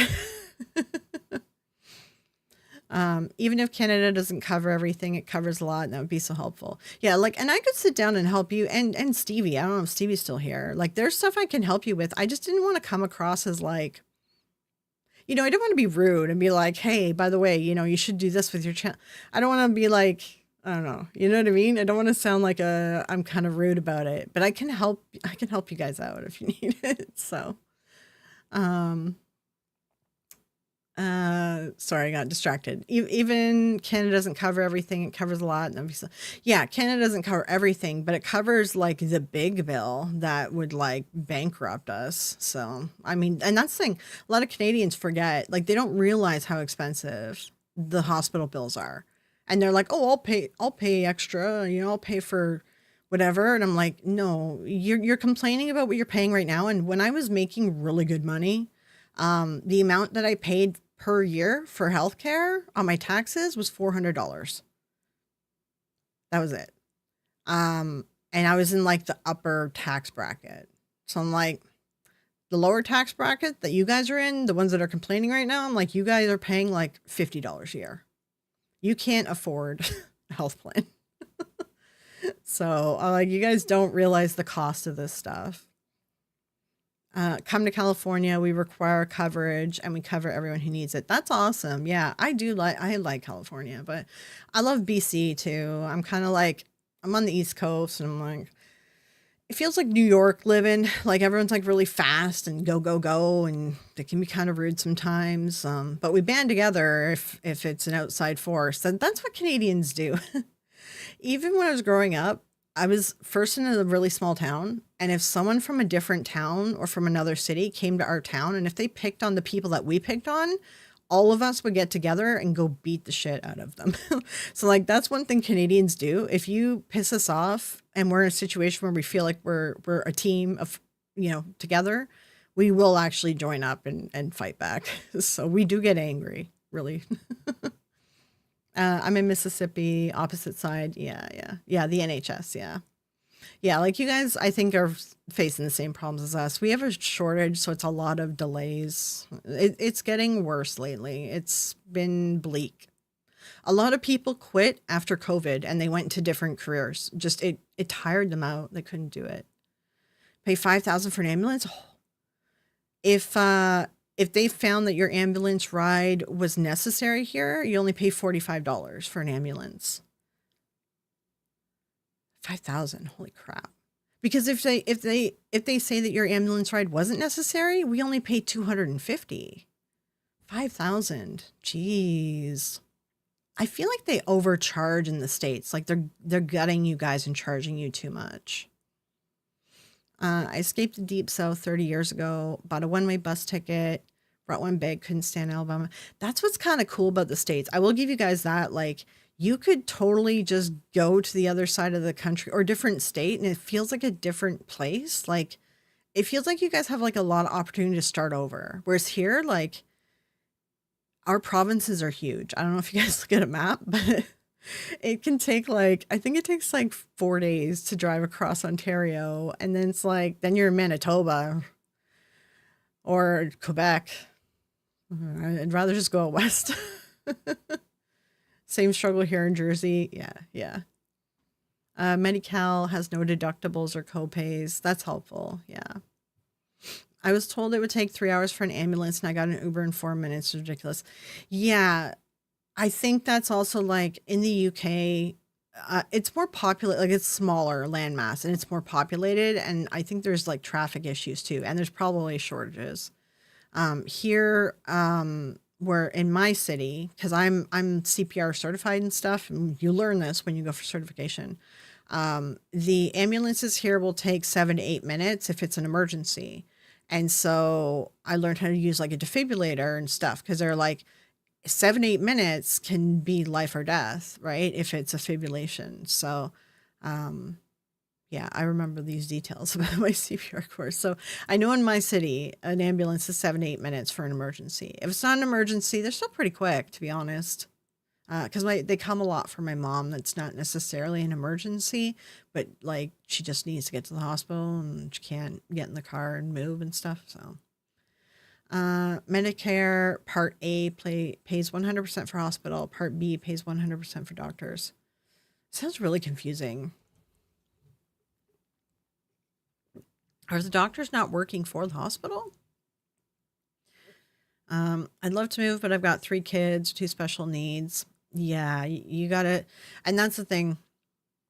I would love to move out of my city too.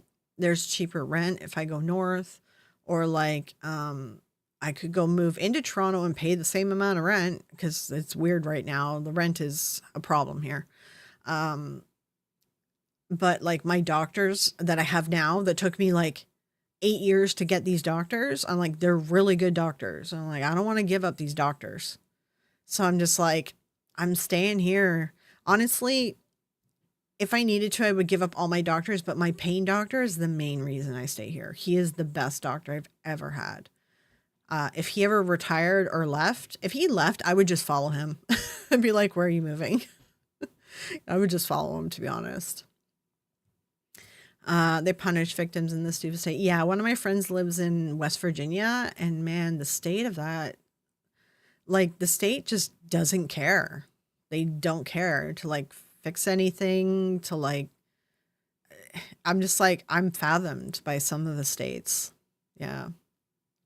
Doctors aren't paid by the hospital? Oh, really? So they all have a practice and they like work. That's interesting. I don't know how it is here, like, because everything's paid for by, I know in our primary care physicians, and this is the other thing, our primary care physicians only get paid for 2 minutes. So, like, that's all they really give you when you go. But our specialist gets paid for 10 or 15 minutes. So the specialist takes more time with you. You could try learning Reiki. Yeah, Reiki doesn't do anything. My internist is brilliant. I wouldn't trade him for anyone. Yeah, there's just like certain doctors. Oh yeah, don't forget to like the video.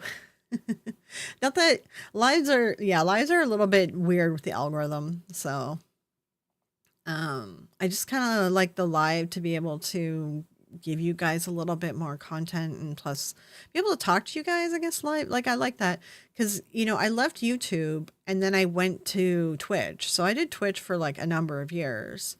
And so it was mainly like live chat all the time. So I do like that the YouTube has live now. So like, that's how long I've been away from YouTube for. I'm like, I come back, I'm like, ooh, there's live streaming. Or else I'll cry. Yeah. But yeah, so cross our fingers that I don't get like a flare up or anything from the Botox because I have a bunch of videos I'm going to record. Man, when I get into these TikTok psychics, I don't know. Do you guys think do you think it's inappropriate for me to get catty in a video about TikTok psychics that act like pick me girls? Ladies in the chat, do you think that's inappropriate? Do you know what I mean about pick me girls? I kind of want to do like, I don't know. I want to go on a rant about the pick me psychics. I really do. And the thing is, they're all on TikTok. Like, it's not just like one of them. It's like every psychic on TikTok is a pick me girl. Would it be like ridiculous for me to go on a little bit of a catty rant in my next video about this? I don't know if it come off rude or because it's sincere. That's how I feel. I started writing and I was just ranting when I was writing, and I'm like, I'm ranting to nobody right now. I'm just writing it down.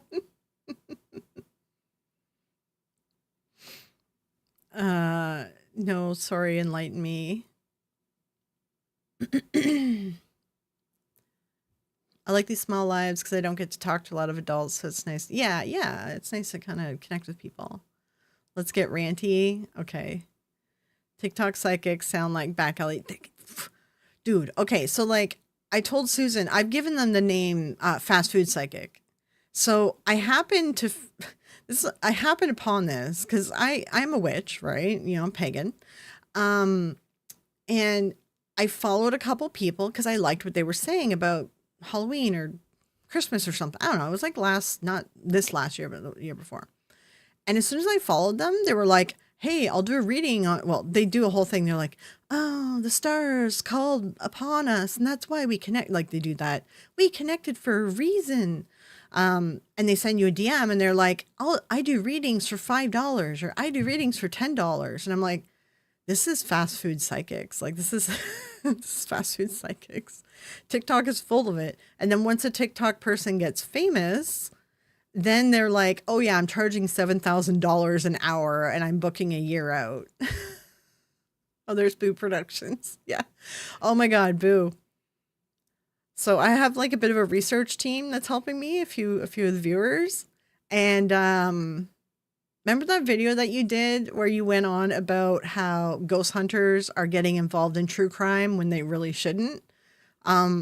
Yeah, we're delving into something. It's gonna be an interesting video.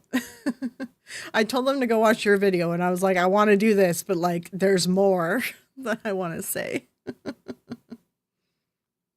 So yeah, the psychic I'm doing this month is well, I guess technically it'll be March because February is a short month. She became famous, she became big, and she charges stupid amounts of money. And She just seems so inauthentic, and it's just like, it just seems like a pick me girl. Oh, and she's very disrespectful to the dead and the families. All I can think of is the TikTok psychic who tried to blame innocent people. Yes, she is going to be in a video. I am going to cover her. I'm hoping, I'm waiting for the case to finish fully, because I'm going to do sort of like a coverage of her, and then I want to tell the whole story of the case, and I want to give people like a conclusion. Like they got the guy, and he's charged, and he's gone to jail. Like, I just feel like that would make for a better video, to be like, this is the end. The person finally, and I heard the case is in progress, so I'm kind of waiting for that to finish. Money. I think I might be psychic. Yeah. That's awesome. It is a big problem. Oh, yeah, I know.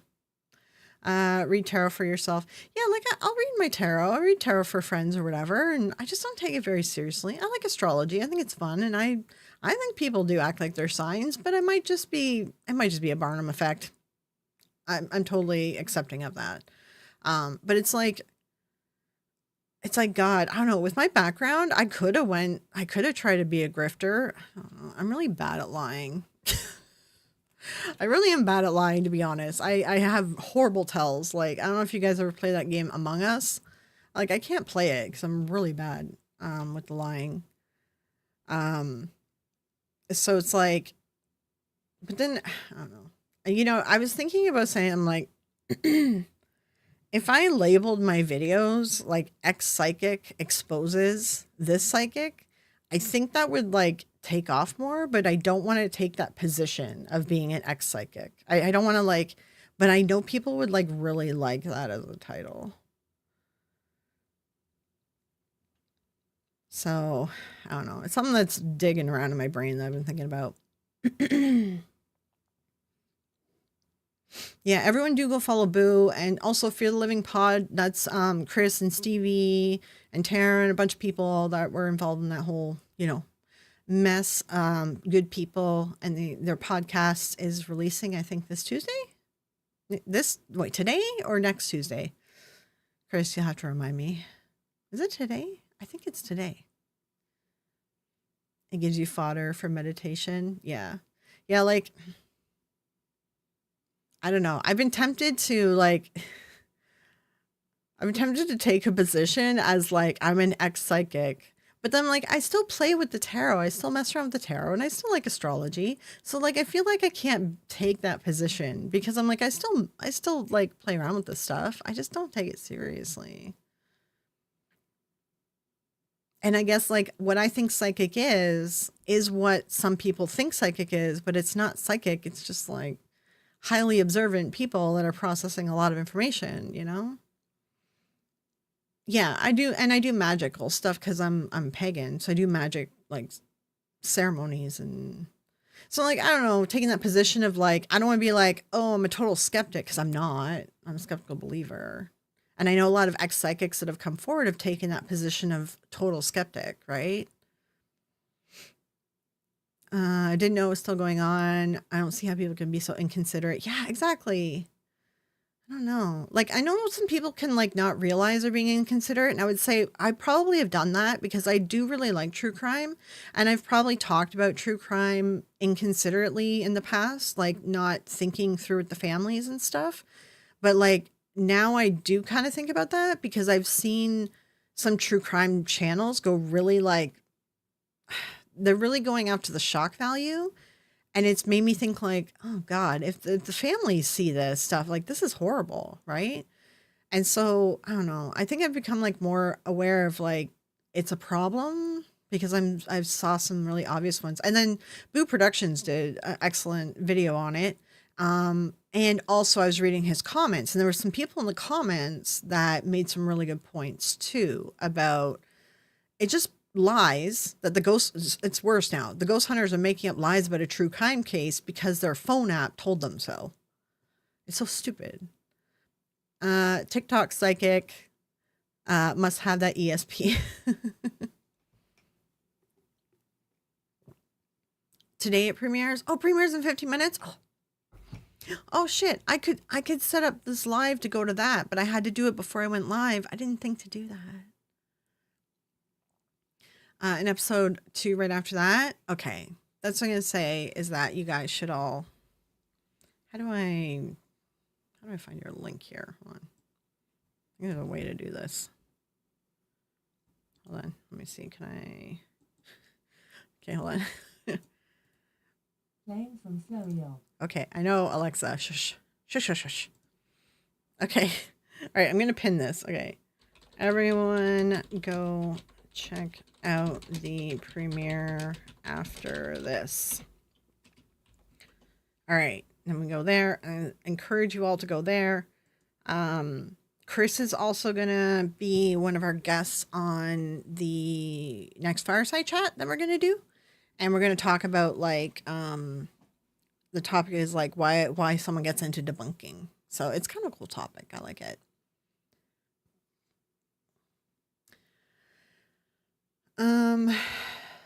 Thank you, Marie. Goth myself, deep down self. Oh, okay. I see what you're saying. Yeah. But yeah, okay, so that's 15 minutes. Did you say 15? All right, we'll keep an eye on the time. I'm gonna end my stream before that happens. That kind of works too. I'd like to get the recording done tonight because I'm worried I don't feel up to it tomorrow. So I'll like relax a little bit and probably take a shower because I feel like gross from being out in the wild. I usually try to shower after I go out into the world. It started like after COVID. I'm like, ew, germs. But I didn't go to too many places, so. Are we discussing goth? Daphne comes popping out of nowhere. We aren't discussing goths, but we can. I mean, I was a goth in high school, so. I did the goth life for a long time. I used to go to vampire bars. I used to be one of those. I don't know if you ever went to any of those, Daphne. Yeah, of course, Chris. Yeah. I mean, you guys are fun. So, like, definitely go check out the podcast after this because I enjoy talking to them. I think they're fun. Yeah. And it has Stevie in it too, which y'all know. And then you can get to know everyone else. You can get to know Taryn more and Chris more. And, like, you can get to know all the other people too. So, welcome from Ireland. I'm like 60% Irish British. Yeah, Joe, I figured that out. A lot of us who like spooky stuff are spooky ourselves. Exactly. Yeah.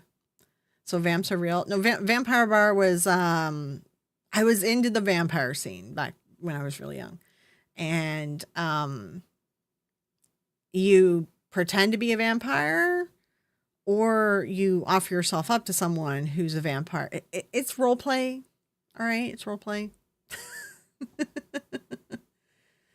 The closest thing to real vampires, I would say, are like people that just drain your energy, aka narcissists.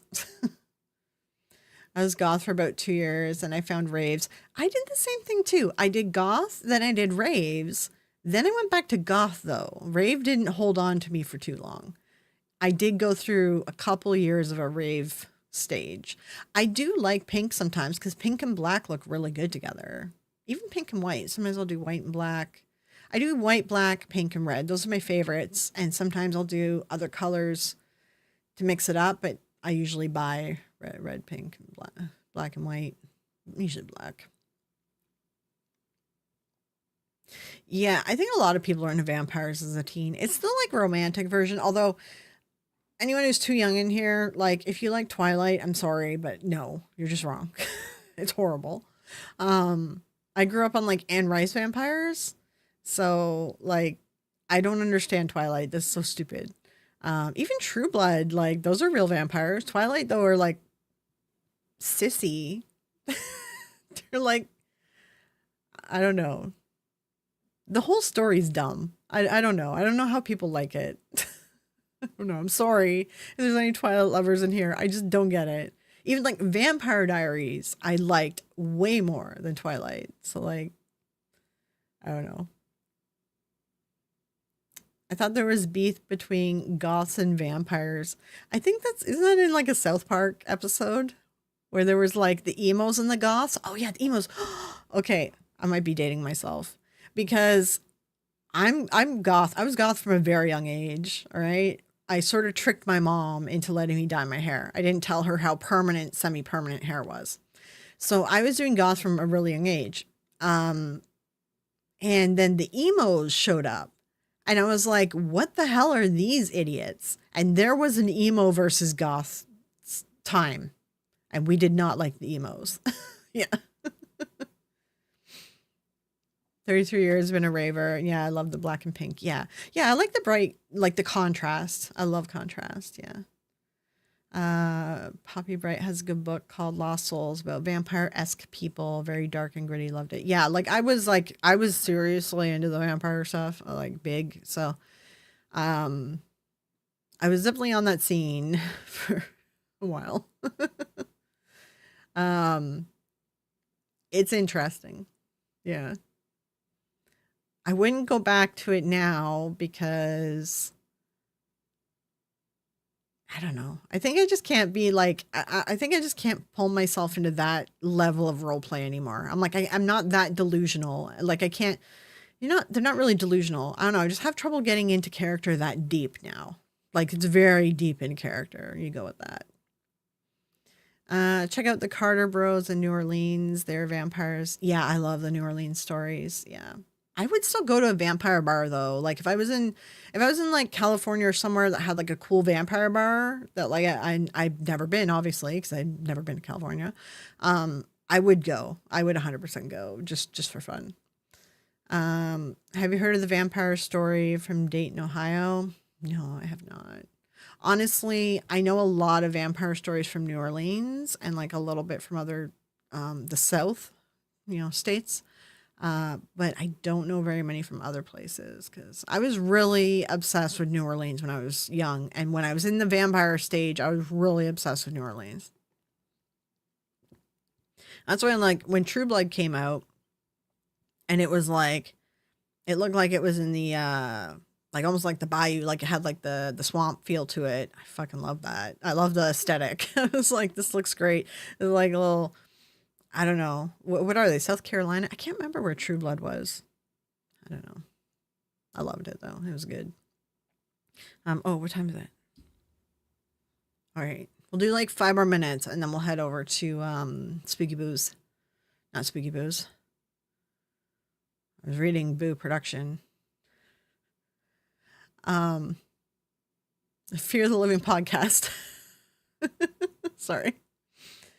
Brain fart. I think it's the aesthetic. What was the Poppy book, please? I'm in the middle of an MS Flare, Seeing Hard. Oh God, the MS Flare. Oh my God. I'm so sorry. Those are like dangerous.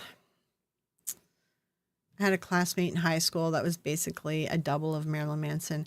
I was really into Marilyn Manson when I was younger, and there was a guy that we weren't dating, but whatever you want to call it, seeing each other. Huh? And it was just because he looked like Marilyn Manson. That was, he was an asshole. I hated him, but yeah, he looked like Marilyn Manson. I live close to NOLA, a very interesting place, has a unique vibe to it. Yeah, Joe is from New Orleans. Sorry, we say the full New Orleans here because I'm Canadian. I know it's supposed to like be pronounced New Orleans or whatever. I'm gonna forget to do that because in Canada we over pronunciate like the British do. British, I'm leaving out the T. Like aluminium, that most people call aluminum. Um, Canadians over pronunciate as well. So I apologize when I over pronunciate words. We do that here.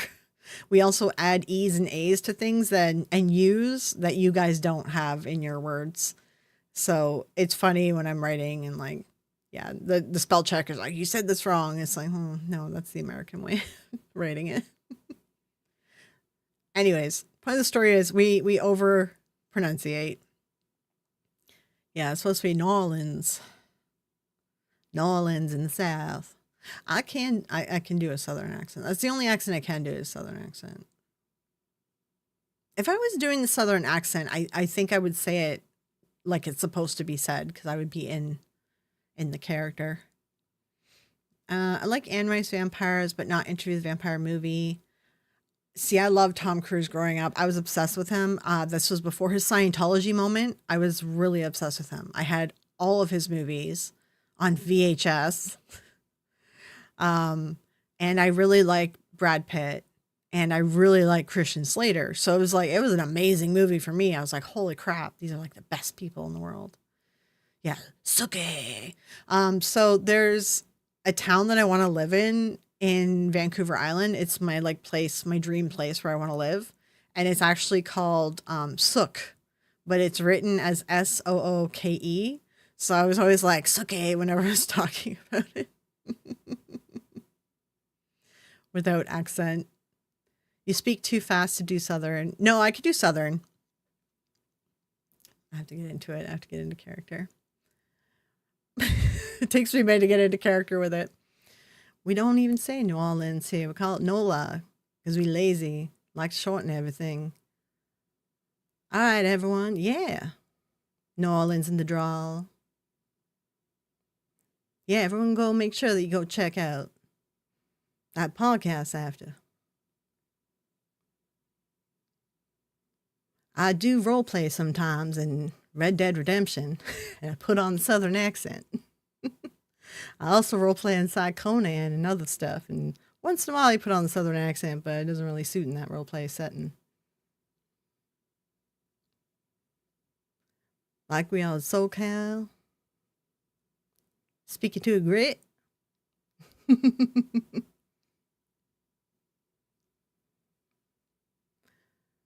As Southern, I speak too fast with people around me. I have to slow down constantly. I do talk slower when I talk with an accent. Yeah, I do an all right Southern accent. If I try doing a British accent, I'm doing that on purpose with the T. Anytime I try doing a British accent, I turn to Southern. So I've given up, and I'm a Southern. That's it. Yeah, speaking like from Kentucky. Oh, I said that wrong. Whoops. But yeah, this be my Southern voice. It's the only one I can do.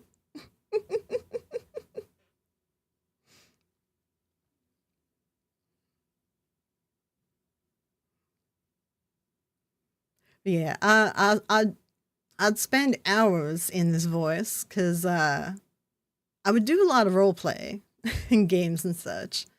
And when we do our role play sessions, and KK knows, we're usually in there for like 8, 12, 15 hours. Sound like my hubby from BC trying to mock me? Aw. Louisiana. Oh, yeah. Shreveport. Oh, yeah. I can't do the NOLA accent. I wish I could. The Creole accent. I wish I could do that. I do know that French Creole Southern accent. It's beautiful. I love it. I wish I could do that. I think I'd have to be around them more. Um, I dated a guy from Texas for quite a while, so I think that's also why I can slip into this a lot easier. Although I was always able to slip into this, but after dating a Texan for a while, you're around it all the time. Ooh, all right, the podcast is starting. All right, I'm gonna end the stream. Everyone, please go over and go check out Feel the Living podcast. I'm gonna go watch it too, and we'll all be in chat together. All right. I appreciate y'all coming by. All right, y'all have a good rest of your day. I'll talk to you later.